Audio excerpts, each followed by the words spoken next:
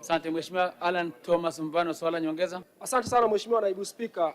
Tuna barabara inayotokea Kibondo kupitia Bitare na kupitia Mgunzu katika wilaya ya Kakonko kuelekea kwenye mpaka wa Mabamba, mpaka wa Burundi. Barabara hii ilianza kujengwa tangu mwezi Mei mwaka 2023 kwa kiwango cha lami, lakini hadi tunavyozungumza sasa, Mheshimiwa Naibu Spika, mkandarasi ameshaondoka site, hayupo kabisa site. Sasa wananchi wa Kibondo na wananchi wa Kakonko wanatamani kusikia kauli ya serikali leo.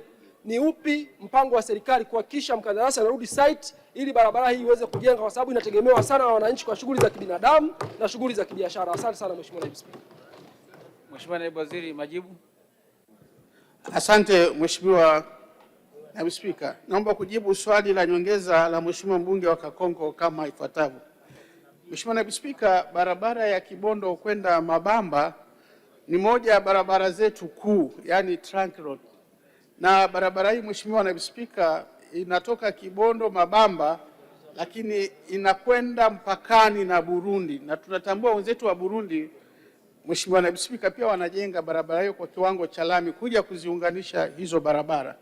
Nimhakikishie Mheshimiwa mbunge kwamba katika barabara ambazo tunasema sasa ni kipaumbele baada ya kukamilisha miradi yetu mikubwa, barabara zote zilizokuwa zimesimama ikiwa ni pamoja na hiyo ambayo kimsingi Mheshimiwa Naibu Spika tulishaianza, mkandarasi alishajenga kambi, lakini kwa sababu tulikuwa hatujamlipa zile certificate ambazo tunakwenda kuzilipa sasa hivi, mkandarasi huyo anarudi na kwenda kukamilisha hizo kilomita 45 kwa kiwango cha lami. Asante Mheshimiwa Naibu Spika.